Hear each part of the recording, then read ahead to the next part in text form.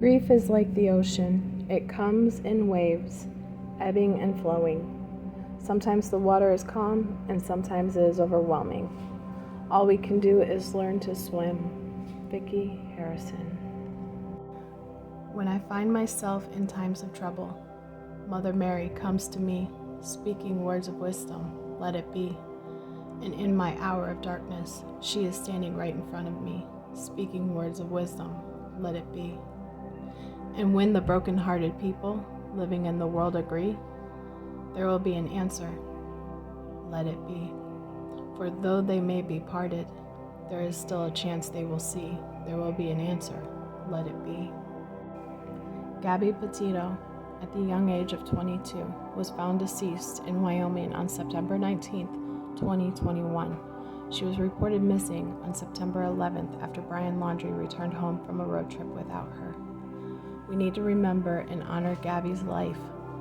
She was a bright, beautiful soul, friendly, talkative, big heart, loved art, dance, music, and aspired to be a vlogger, aspired to create, inspired to inspire. Let it be. Gabby, I wish I was right at your side. I wish I could be talking to you right now. I'd be going through every memory we've made, getting even more excited for the future. I can't live without you. I've lost every day we could have spent together, every holiday. I'll never get to play with again, never go hiking with TJ. I loved you more than anything. I can't bear to look at our photos, to recall great times, because it is why I cannot go on. When I close my eyes, I will think of laying on the roof of the van, falling asleep at the sight of the meteor shower at the Crystal Geyser. I will always love you. If you are reading the Gab's journal, looking at the photos from our life together, flipping through old cards, you wouldn't want to live a day without her. Knowing that every day you'll wake up without her, you wouldn't want to wake up. I'm sorry to everyone this will affect. Gabby was the love of my life, but I know adored by many. I'm so very sorry to her family because I love them. I'd consider her younger siblings my best of friends. I'm sorry to my family. This is a shock to them as a terrible grief. They loved as much, if not more than me, a new daughter to my mother, an aunt to my nephews. Please do not make this harder for them. This occurred as an unexpected tragedy. Rushing back to our car trying to cross the streams of Spread Creek before it got too dark to see, too cold. I hear a splash and a scream. I could barely see. I couldn't find her for a moment. Shouted her name. I found her breathing, heavily gasping my name. She was freezing cold. We had just come from the blazing hot national parks in Utah. The temperature had dropped to freezing, and she was soaking wet.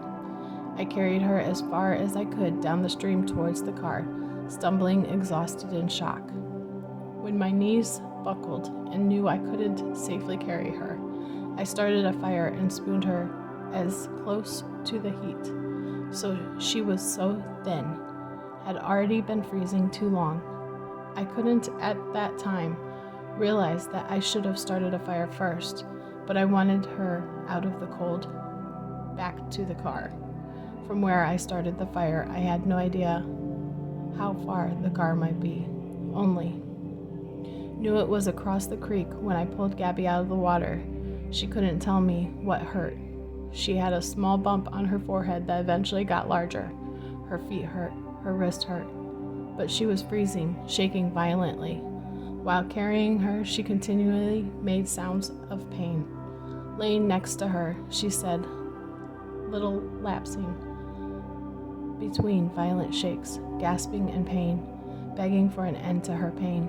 She would fall asleep, and I would shake her awake, fearing she wouldn't close her eyes if she had a concussion. She would wake in pain and start the whole painful cycle again, while furious that I was the one waking her.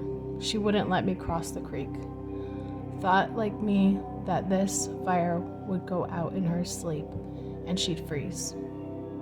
I don't know the extent of Gabby's injuries, only that she was in extreme pain. I ended her life. I thought it was merciful, that it was what she wanted, but I see now all the mistakes I made. I panicked. I was in shock. But from the moment I decided took away her pain, I knew I couldn't go on without her. I rushed home to spend any time I had left with my family. I wanted to drive north and let James or TJ kill me, but I wouldn't want them to spend time in jail over my mistake, even though I'm sure they would have liked to. I am ending my life not because of fear of punishment, but rather because I can't stand to live another day without her. I've lost out whole future together. Every moment we could have cherished.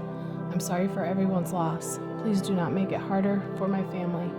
They lost a son and a daughter, the most wonderful girl in the world, Gabby. I'm sorry. I've killed myself by this creek in hopes that animals may tear me apart, that it makes some of her family happy. Please pick up all of my things. Gabby hated people who litter.